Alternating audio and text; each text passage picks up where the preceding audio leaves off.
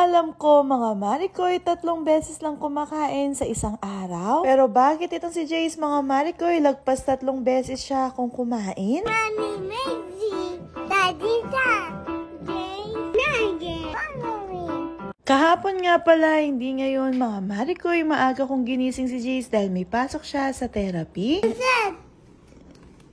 that dito? Box! What is that? Ayan, kung nga pala muna siya maglaro, tapos sabay kaming naligo. Pagkabihis nga namin, mga Marikoy, yan ang ginagawa ko, inaayusan ko yung buhok niya. Alam nyo ba, habang lumalaki itong si Jace, lalo ako nag-e-enjoy sa kanya. Lahat kasi ng bagay na ginagawa ko ngayon, lagi na akong may kasama ko nga siya. Totoo yung sinasabi nila na kapag may anak kang babae, para ka na ding merong instant na best friend. Dalas nga pala magtanong ngayon si Jace kung ano-anong mga bagay na nakikita niya na hindi niya alam. Kaya baligtad na ngayon mga Marikoy, dati siya yung tinatanong namin, ngayon kami yung madalas na tanungin niya. Anyway, pagkatapos ko nga siyang maayusan, ayan na, pinapakain ko na siya. Pag mainit-init pa, sinusubuan ko talaga siya para hindi siya mapaso. Tapon. I said, hot.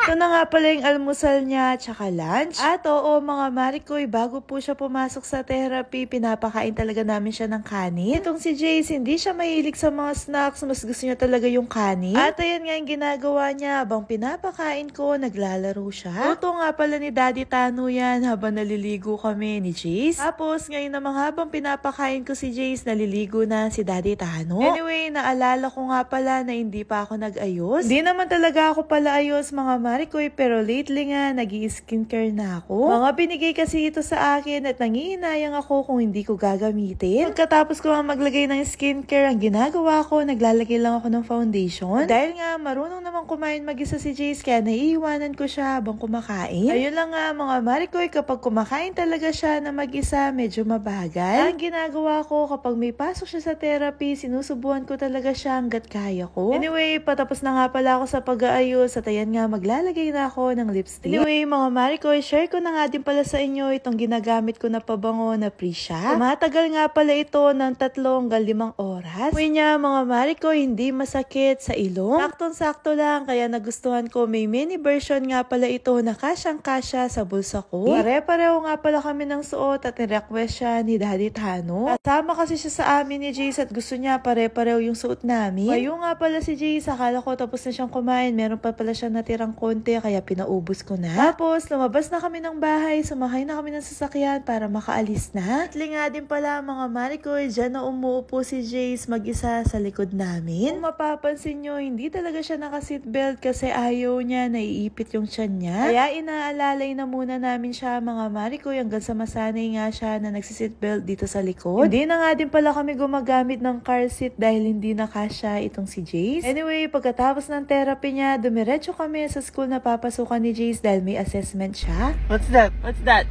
That is good.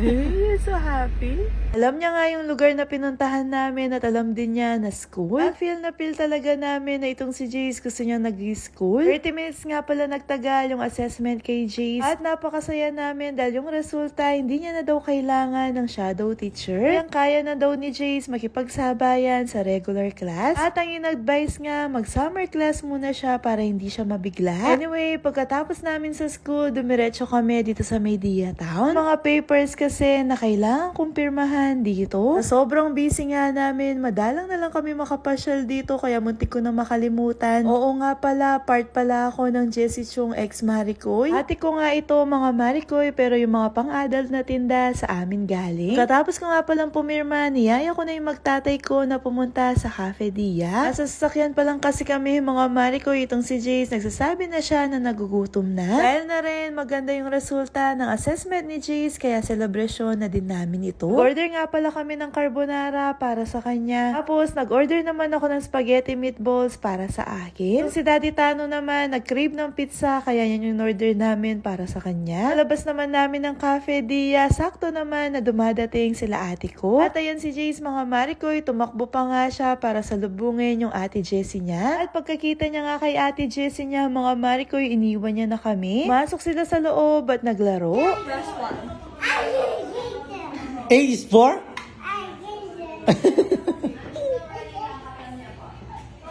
Pagsapit naman ng gabi, mga Marikoy, bigla kami ni Yaya ni Mr. Chung na kumain sa labas. Busog na busog pa nga kami ni Daddy Tano dyan dahil hindi pa natunaw yung kinain namin. Pero itong si Jace, mga Marikoy, parang hindi namin siya pinapakain sa sobrang gutom niya. Kita niya nga yung ramyun, tapos nagpalagay siya ng kanin sa ramyun. Hindi ko talaga alam, mga Marikoy, kung saan niya dinadala yung mga kinakain niya. Katapos nga pala namin kumain, bumalik na kami sa store at naglaro na sila. Habang nakikipaglaro nga si Jace, mga Marikoy, bigla niyang niyaya si Daddy Tano sa CR. Everyday nga po pala, nagdudumi itong si Jace at wala na kaming problema dahil alam niya na nga kung paano sabihin. Katapos naman niya maglabas ng sama ng loob, ayan na, napaka-energetic niya na ulit. Niyaya nga sila ni Ate Jessie dito sa labas para dito sila maglaro. Sobrang lawak kasi ng Dia Town, kaya sobrang nag-e-enjoy din yung mga bata dito. Yun pa naman, mga Marikoy, itong si Jace gustong-gusto niya nakikipaglaro. Makita lang siya ng mga bata, kahit hindi niya kilala, nakikipaglaro siya. Kaya din siya malakas kumain dahil napakalikot niya. Kaya para sa amin, okay lang na malakas siyang kumain. Ang importante, nagagawa niya tong mga to. Advice din kasi sa amin na yan namin siya makipaglaro ng mga ganitong klaseng laro. Bukod kasi sa na-exercise siya, gumagana lahat ng mga motor skills niya. Kapag social interact pa siya sa mga pinsan niya, malaking tulong talaga sa development ni Jace. Anyway, mga Marikoy, nakaramdam yata sila ng pagod kaya pumasok na sila dito. Bago kami umalis, nakipagkwentuhan pa itong si Jace kay Ate Jessie niya. Kaya na nga muna namin siya ng ilang minuto tapos umuwi na kami. Pagka-uwi nga namin, mga Marikoy, may sinasabi siya sa akin na ayaw niya pang ulitin.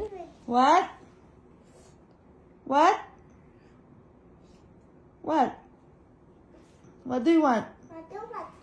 Gusto niya daw kumain, mga Marikoy, at ang sabi niya pa nga, yummy food, kaya ginaganyan niya yung dila niya. Gutom siguro siya dahil nga napagod sa kakalaro. Ayoko na sana siyang pakainin dahil gabi na nga, kaso itong si Jace nagmumuryot. Kaya sabi ko kay Daddy Tano, pagsandok niya na lang si Jace ng konting kanin. At ayan nga yung binigay ni Daddy Tano na naubos ni Jace at nabitin pa siya pero hindi na namin siya binigyan pa. Tapos pagsapit ng umaga, ayan po, nangingina naman siya ng pagkain. Hindi na lang talaga, madami yung niluluto ni Daddy Tano kaya umaabot ng 2 araw. Tok, tok, tok, tok, tok, tok, tok, tok. Again.